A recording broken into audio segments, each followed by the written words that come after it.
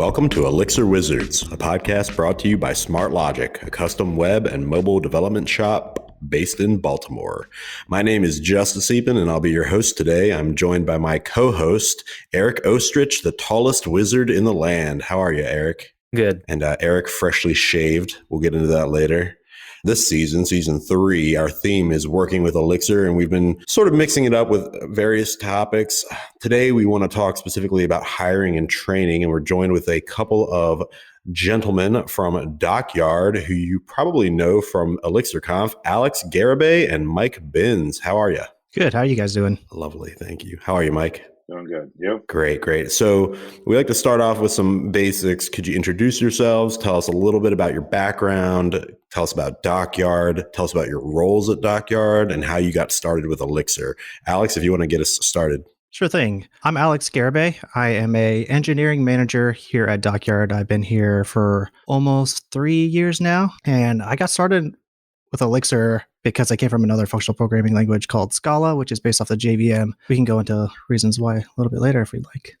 Mike? Yeah, Mike Binns. I have been with DockYard for about a year and a half now. I started Elixir about 5 years ago. I joined a team that was using it for Docker build and deploy processes, built our own process to do that. Before that, I was on Java. And so it was a big jump from object-oriented Java to functional Elixir, but it was a good one. And I would love to get into that jump a little bit later on, but I think we're going to start off with some recruiting questions, Eric. Yeah, I guess we're actually going to start sort of with how you got recruited. So like, how did you both get your jobs at DockYard? So I think it was around 2016. RailsConf was being held in Kansas City. That's where I'm based from.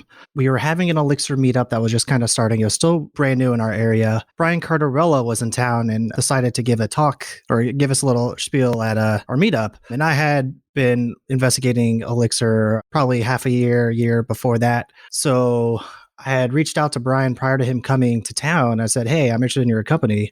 You want to talk? He's like, yeah, let's do it when I'm in town.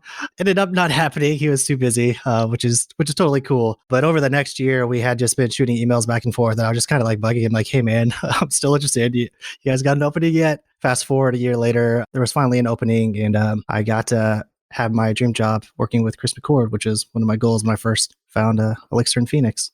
Very cool. Speaking of beards, does Brian have a beard now, like a really sweet beard? Last I saw him, it was pretty good looking. What do you think, Mike? Yeah. So Eric's beard is gone, and Brian Cardarella has a beard now. So that's the news on beards, people. Mike, what about you? How did you get your role over there at DockYard? Yeah, so I was been following DockYard for a while because Chris joined them, put them on my radar, and they were the Boston shop originally. So back in 2016 or so, I went down a couple times to the office, and they had a couple meetups and lunch and learns. So I was able to meet a few of them there when it was time to move on from my current job. You know, obviously DockYard was top of the list that I was interested in going to. And so I'd reached out initially, and they weren't looking for someone at that point, but they reached out right at the right time, and I made the jump. So both of you reached out to DockYard, which makes sense because DockYard is a very well-known agency and super high demand as far as like an employer is concerned. I'm curious, is DockYard's also really involved in the community? How do you recruit new employees over at DockYard? For the most part, we don't actively try and go out and source people. It's just a lot of word of mouth in conference sort of meetings. People just coming up to us saying, hey, I heard about DockYard. You guys are really interesting. Got any openings? So we point them to our website. I mean, that's generally how I felt things have happened. I don't know. What's your take on it, Mike? Yeah. So I mean, I only see one part on one side of it, but from my understanding, it's mostly people that are reaching out. It's kind of a non-answer. It's just, like you said, Justice, DockYard is well known. We contribute a lot to the open source community in Elixir. People just kind of come across our name and just see the sorts of things that we're doing and just want to be a part of it.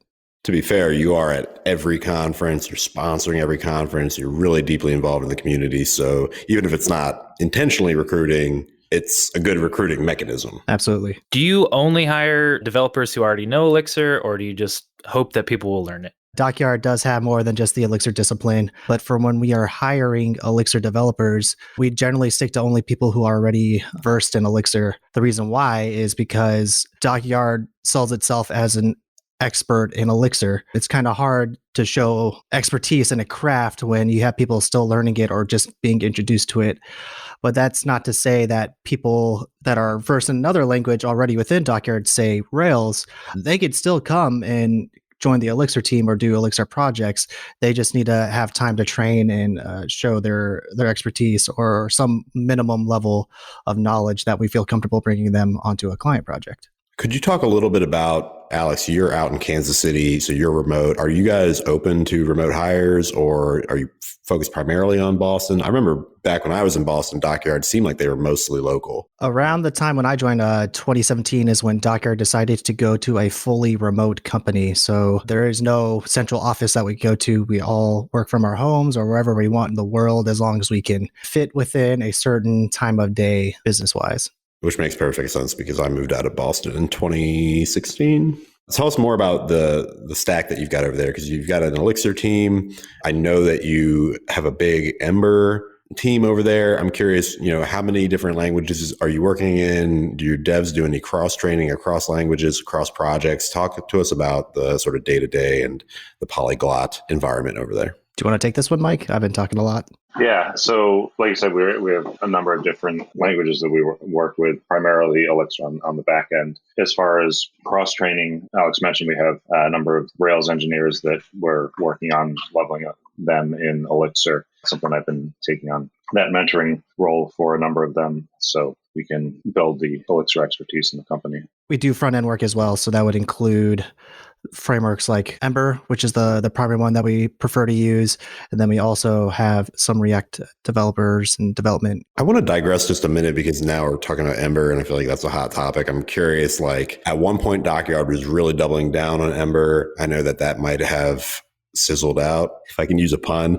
But I'm also curious, do you guys have any Ember Elixir projects, like Ember on the front end, Elixir on the back end? How does that work? Has it been pleasurable for you? Ideally, we would like to have that from the services side. As a business, that would be the ideal case. But in reality, from what I've seen, it has mostly been, it's either Phoenix work on the back end, it's either an API that doesn't need any sort of HTML front end, or it's a client-side application that is already integrating into an existing back-end API.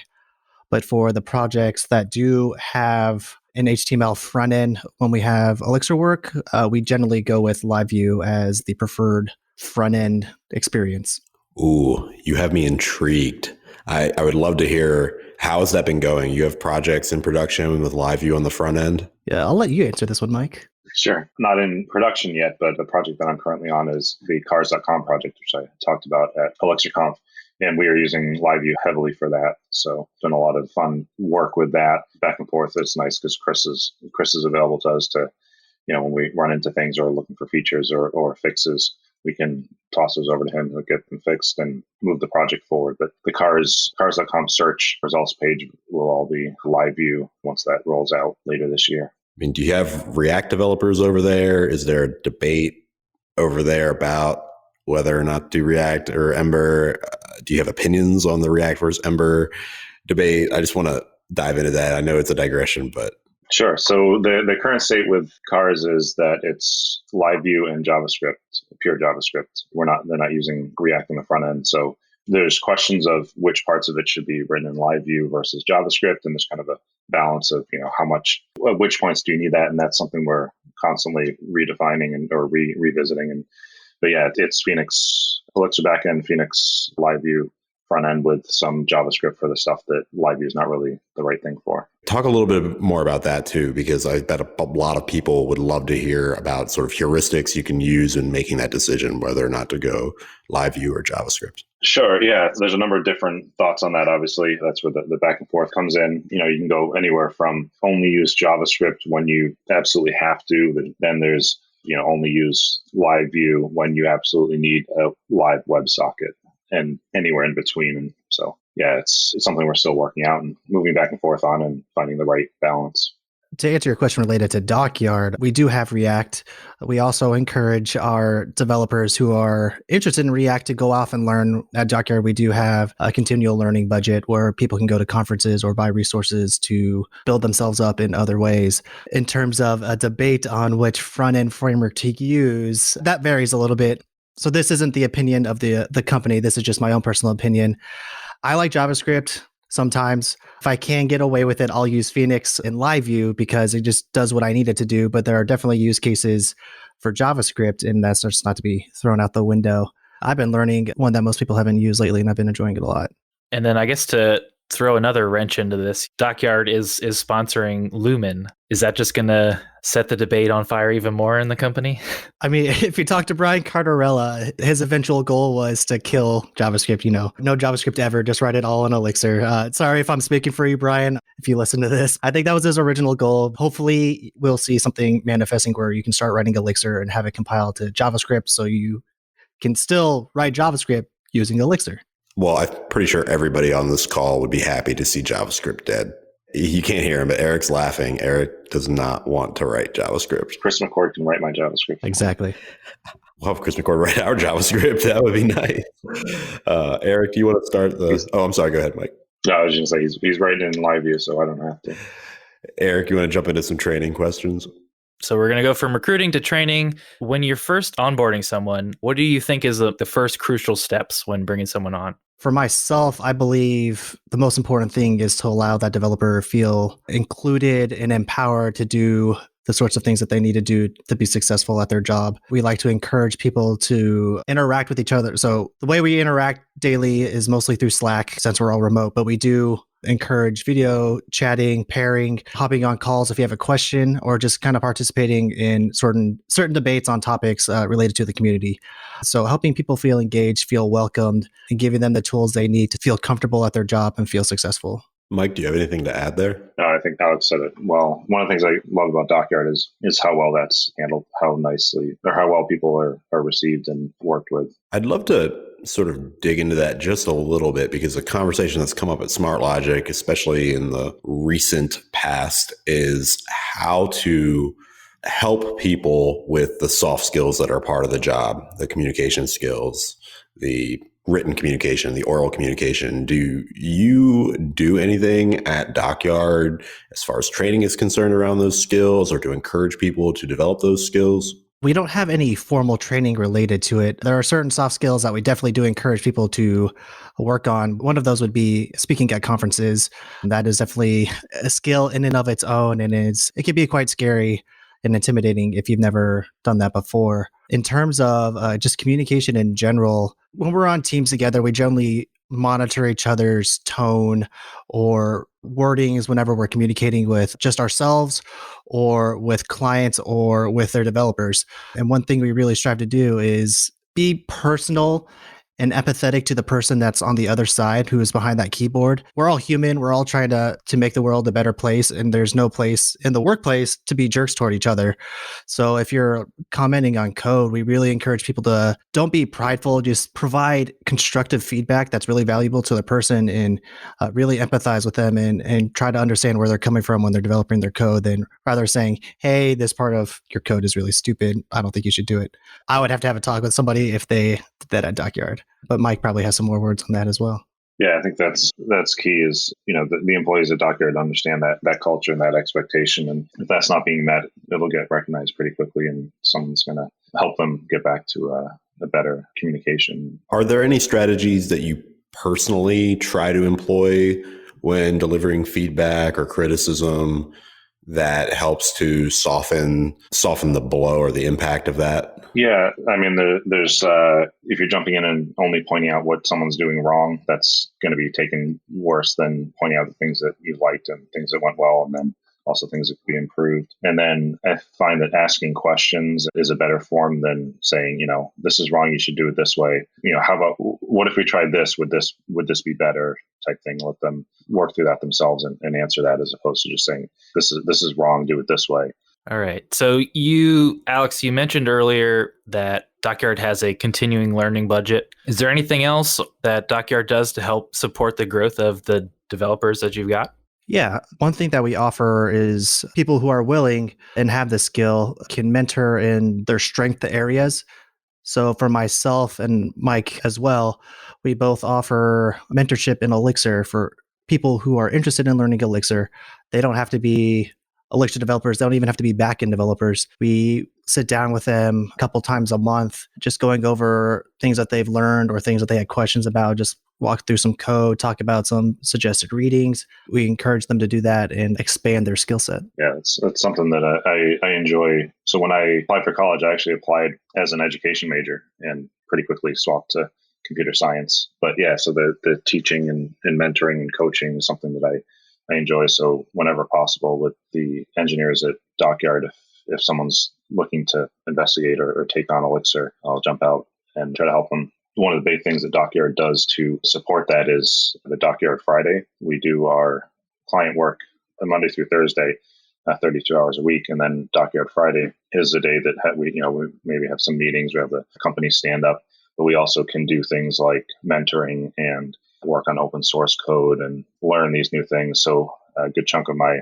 DockYard Friday has been mentoring other engineers in Elixir to try to level them up. Have any cool projects come out of DockYard Friday in the recent past? Yeah, well, there's been a bunch of them. I have a couple that I've worked on. I have a wrapper for ETS that I worked on early last year. Elixir wrapper for ETS, one called Project Ironman. It's an archive that you can run on a project, which will add things like Credo and Dialyzer and Git hooks and all sorts of stuff like that to help. The command is called suit up. It basically suits up your project.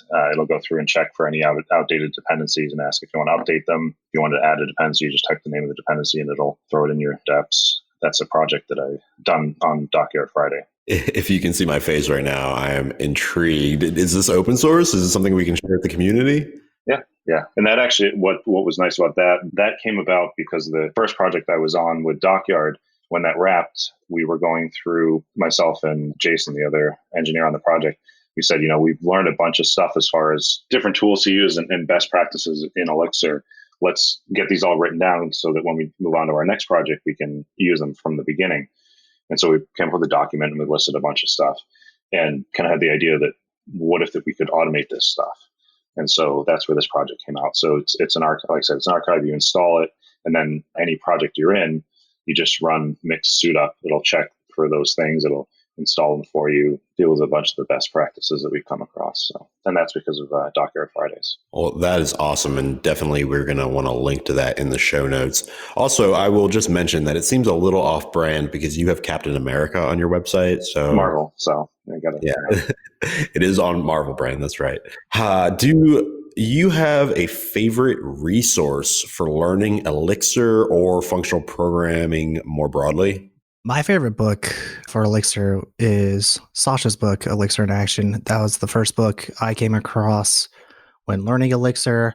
I've read several others since, but I still feel that Sasha's book embodies a lot of the information that I need to be successful here at DockYard doing client work for others.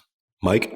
I got to review the Programming Phoenix book that was just the new version just came out. I really like how that talks about not just Phoenix, but programming concepts within Elixir and project setup and things like that. That's a really good one if you haven't read it. Even if you're already doing Elixir or doing Phoenix, what it talks about in there and the concepts that it covers, I really like that book. Was there anything else that you recently read, attended, maybe watched if it was a YouTube video or something that was a great learning experience? If you haven't seen it, there's I want to say it was the Elixir Conf 2014 keynote, Dave Thomas, about think differently or think different. If you haven't seen that video, that to me kind of shifted how I program in Elixir earlier on. And it was a huge thing. And it's something that whenever I'm working with people new in Elixir, I always suggest that the way that it explains it and lays it out is really, really awesome. For myself, I've been learning some JavaScript stuff lately. Chris McCord might find that to be heresy. But I was watching a video about Nuxt.js, which is a web framework or front-end framework built around Vue.js. And it was presented by Sarah Drasner, and she's a really entertaining speaker. She really knows her stuff. She's also on I believe on the Vue.js core team. She made it really fun and interesting to walk through an application in an hour. I would like to be able to present things like she does one day, but in due time. That's a great recommendation. I've never heard of Nuxt. And is it Next or Nuxt? Nuxt with a U, inspired by Next.js, the React world. Okay. Yeah, definitely. I'm going to check that out. Thank you for sharing. How do you challenge yourself to continue learning and growing as a developer? Mike? So diving into new stuff, one of the things that I use a lot in mentoring and teaching is the Credo library. I found that that's been huge in helping teach concepts about Elixir. We have that in our cars project in CI. So a bunch of conversations with newer Elixir developers that have started with, hey, Credo's telling me that this is bad. What's the deal? And something, you can explain, get the chance to explain to them, hey, this is what generating atoms on, with string to atom can potentially do to your system, take it down. Or if you're appending items to a list instead of prepending, that's a bad idea. Here's a better way to do it. And so I really enjoy using Credo, and it's helped a lot. So what I've done is I've been talking to Renee a bit, and I've been jumping through that and diving into the issues that are in there and working through a lot of the older issues and trying to clean those up. For me, that's gotten me into AST and deeper into the language. Been learning a lot with that by simply jumping in and saying, hey, it's doing this. Why is it doing this? Well, if I dig deep enough into this, I'm actually starting to learn the deeper concepts of how the language is formed. That's helped me move forward. That's a great answer. And we love Renee over here. We're like his biggest fans. He's just so nice. Oh, yeah. Yeah, he's a great guy. Alex, what about you? How do you continue to challenge yourself to learn and grow as a developer? I feel I learn best or grow best when I'm put in an uncomfortable situation, like technologically speaking. If I get complacent with a language or framework, I feel like I kind of stall. So a lot of times outside of DockYard time, I'm actually learning other things. Like I've mentioned, I've been learning some JavaScript frameworks. That's actually how I ended up learning Elixir in the first place. Was I want to learn something new. Let me learn Elixir on the side. And here I am. But if I continue to learn things outside of my comfort zone and build things with them, I feel like I have a more holistic knowledge of just things in general, and I can make better decisions in the things I am well versed with to say like, hey, this thing falls short here. Let me try something else here. Let me reach outside the normal toolbox to see if this works better, or vice versa. What makes a good manager? Like, what skills are important? And also, how do you challenge yourself to grow in those areas or learn the skills that are required to be great at engineering managing? So for myself, I haven't been an engineering manager for too long, maybe 6 months, 7 months. I'm actually Mike's manager for what it's worth. But I feel the most important thing for my role is to empower the people who report to me, to give them the tools, to give them the resources to be successful at their job daily, but to also help them grow and learn new skills that they're looking to grow, such as conference speaking, making their first open source library, getting into open source in general. So just helping them be better at what they're already good at or expanding in ways that they didn't think were possible. For me to continue growing, I guess it's just I have to get feedback from my own team to feel, am I doing a good job where meeting their needs? Is there anything I can do better to help them grow? Going off and doing training of my own to help myself become a better manager. That's really good. And I'm just now noticing, Alex, that you have a Captain America shield behind you too, which is like a great theme. Mike has it on his website. You have it in the room that you're sitting in. I love it. Finally, the last question is sort of a softball. Eric and I are both going to be at Lone Star Elixir next month. Will we see you there? Yep, I'll be there. I'll be talking actually on ETS and about some of the issues you can run into when using ETS, and then introduce the ETS library and how it tames those issues and makes it easier to work with. So yeah, I'll be there. I'll be there as well. So if you're listening to the podcast, come stop and say hi to us if you even know who we are. But it's all right if you don't. If they're listening, they should know who you are. Eric, I'll let you close it out. Yeah. And finally, before we head out, we always like to give our guests a chance to plug anything at all that you want to talk about, your social media, any kind of libraries, anything like that. So, yeah. Yeah. So, I already mentioned my ETS and Iron Man. Another thing I'm really excited about is the work that Jason's been doing. I mentioned he was on the project with me before. He's also on cars with me. He's working on a neural network annex he talked about at ElixirConf, but he's working on connecting that with OpenCL so you can do matrix math on your graphics card instead of in Elixir. So there's some really cool stuff that he's doing there in Rust. And so that's something to keep an eye on. He's every other day, he's like, Mike, check this out. This is, and it's Jason Goldberger. Oh, I love Jason. Him and I just get into it after conferences. We're like exact opposites, but we just love each other because it's a deep thing that you get into. Alex, what about you? Plugs? Yeah, you could find me on Twitter. I do occasionally post at _Alex Garibay. I have a website, just Alex Garibay, where I write very infrequently. So I'm part of the Phoenix core team. I just want to plug that as well. If you're finding issues with Phoenix, just feel free to post an issue. We'll try and make it better. Or if you want to come contribute, feel free to ask me where you might be able to get your first contribution if you're looking to get into open source in general. Rock and roll. Thank you guys so much for coming on the show. It's really been a pleasure. That's it for this episode of Elixir Wizards. Thank you once again to our guests, Alex Garibay and Mike Binns, and my co-host, Eric Ostrich. Once again, I'm Justice Epen.